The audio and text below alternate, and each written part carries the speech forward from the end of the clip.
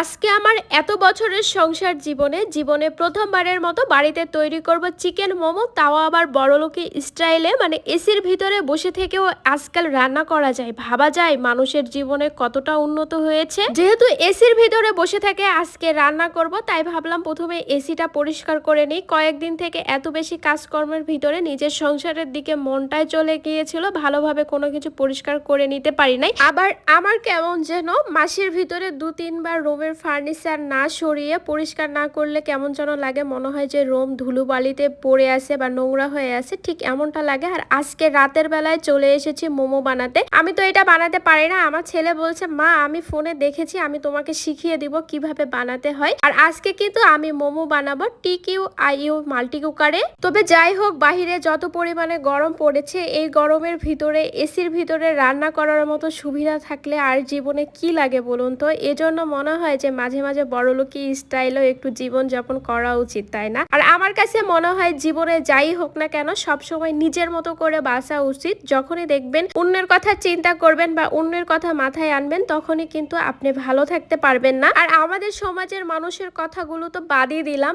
নিজের কোনো কিছু নাই কিন্তু সবসময় পড়ে থাকে অন্যরা কি করছে, অন্যরা একটা কাজ করতে গেল, সে কাজটা এখনো কেন সম্পূর্ণ করতে পারলো না। আসলে একটা কাজ করা যতটা সহজ বা যতটা মানুষজন সহজ মনে করে, নিজের বেলায় গেলে সে জিনিসটা আর সহজ থাকে না, কঠিন হয়ে যায়। তবে যাই হোক, এদিকে কিন্তু আমি মোমো বানানোর জন্য রুটিগুলো বেলে নিচ্ছিলাম, বা যেটাই তৈরি করে নেওয়া হয় সেগুলো নিচ্ছিলাম। আমার ছেলে আমাকে শিখিয়ে দিচ্ছিল। আমি পারফেক্ট ভাবে রুটি বানাইতে পারি না, তারপরেও কিন্তু আমি চেষ্টা করি কিভাবে পারফেক্ট হয়। সবসময় আমি চিন্তা করি আমার স্বামী সন্তান যেন ভালো থাকে, তাদের মনের ইচ্ছা মতো যেন আমি সবকিছু করতে পারি। আর আমার সবচাইতে বেশি সুবিধা হয়েছে এই TQIU মিনি মাল্টি কুকারে। এইটাতে কিন্তু অনায়াসে ছোট ফ্যামিলি বা যারা ব্যাচেলার ভাইয়া আপুরা আছেন, তারাও কিন্তু খুবই সহজে সব ধরনের রান্নাও করতে পারবেন। আর আমার মনে হয় মোমো পছন্দ করে না এরকম মানুষ খুঁজে পাওয়া খুবই কঠিন হয়ে পড়ে। তো TQIU মাল্টি কুকার আমার জন্য অনেক বেশি হেল্পফুল হয়েছে, যে কোনো রান্না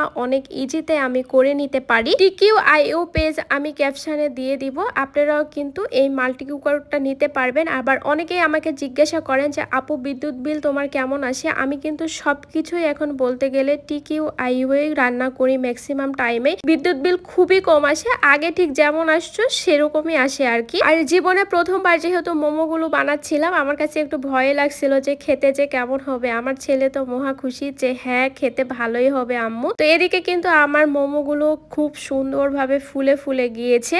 আর জীবনে প্রথমবার যখন কোনো কিছু বানানো হয়, তখন কিন্তু মনের ভিতরে একটু ভয় কাজ করে যে না জানি কেমন লাগবে। আসলে মোমোর পারফেক্ট শেপটা আমি দিতে পারি নাই, বাট যেভাবে তৈরি করা হয় ঠিক সেভাবে আমি বানিয়ে নিতে পেরেছি। যাই হোক, খাওয়ার পরে আমার কাছে তো ভীষণ মজা লাগছে, ছেলেকেও খাইয়ে দিচ্ছিলাম। মাশাআল্লাহ, আমার ছেলে তো আমার হাতে যে রান্নাটা খায় সেটা খেয়ে ভীষণ খুশি হয়, বলে যে তোমার হাতের রান্না সবচাইতে বেশি মজার, রেস্টুরেন্টের খাবারও নাকি এতটা মজা না। ভিডিওটি আপনাদের কাছে কেমন লেগেছে অবশ্যই জানাবেন। নেক্সট ভিডিওতে দেখা হবে। আল্লাহ হাফেজ।